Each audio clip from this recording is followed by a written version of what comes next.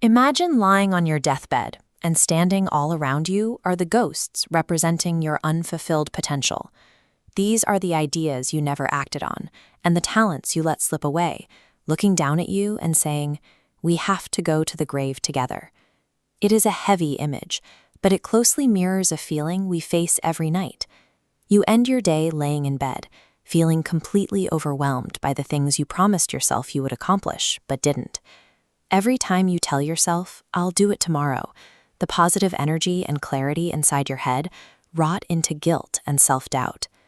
Sustainable change depends on establishing a new mental wiring system. Tonight, we are going to build a simple 4-step notebook template.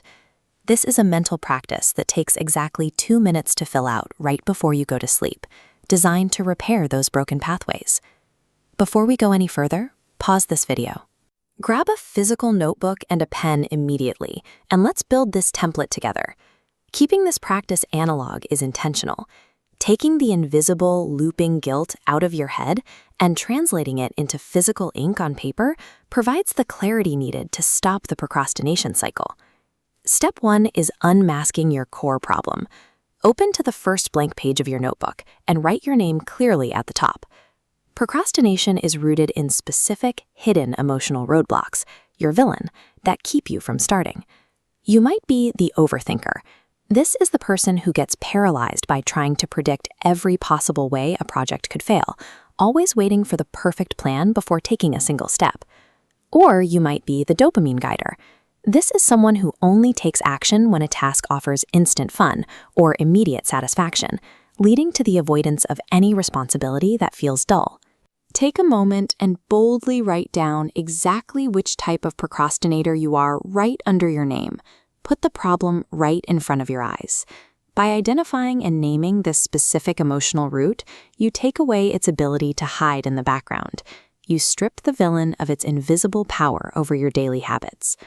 For step 2, turn to the next page and draw a line straight down the middle.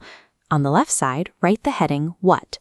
Underneath this heading, you are going to list the specific tasks and daily habits you were supposed to complete today, but actively avoided.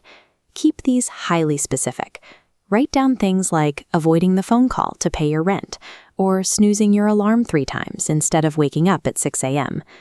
As you fill this out, there is one rule you cannot break. Do not judge yourself or get angry as the list grows. You must adopt the mindset of a scientist looking at a challenge. You're simply observing your behavior and analyzing the data, not criticizing your personal flaws.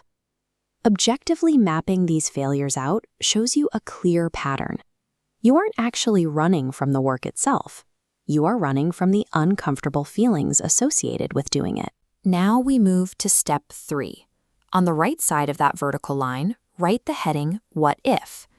Look at every failed task you listed in the left column. On the right, you are going to write down exactly what it would have looked and felt like if you had achieved a positive outcome. If your left column says you snoozed your alarm, your right column translates that into, "I woke up on the first alarm without any laziness." This exercise relies on mental rehearsal. Research suggests that vividly imagining a sequence of events activates the same neural regions as actually performing them, making the real-world action feel more familiar. As you read your right column, you cannot just look at the words. You need to vividly imagine and hold on to the satisfying, positive emotion of actually completing that task. Experiencing this positive emotion right before sleep creates a mental bridge. You are using the final minutes of your day to reinforce success, making it easier to access those feelings of competence the next day. Repeating this visualization nightly trains your brain to anticipate completion. When you wake up the next morning, your mind is already primed to seek out that feeling of success. Overwriting your brain's script in those final waking minutes transforms the energy of passive guilt into a drive for action. Finally, step 4. At the bottom of this page, create a small section titled Your Tiny Wins Checklist for Tomorrow. To change a long-held identity, your brain requires undeniable proof. The major trap here is overcommitting. Do not plan massive, intimidating tasks on this checklist, like scheduling a brutal 1-hour gym session. You need to shrink the emotional entry barrier of your task. Make the action so small that doing it is barely uncomfortable.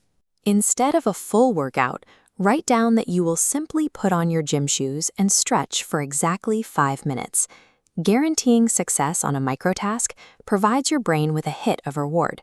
Check by check, night by night, you slowly rebuild your identity into an action taker. Your personalized rewiring blueprint is now fully set up in your notebook. You have isolated your villain, mapped your avoidance, rewritten your outcomes, and scaled your actions. Here is my challenge to you. Commit to filling out this exact 2-column template every single night for the next 21 days. Meaningful change starts with the decision to fall forward. This notebook is where you begin documenting that shift, turning past mistakes into a springboard. If this practice brought you some clarity, give the video a like, subscribe to the channel, and drop a comment below telling me exactly what tiny win you wrote down for tomorrow.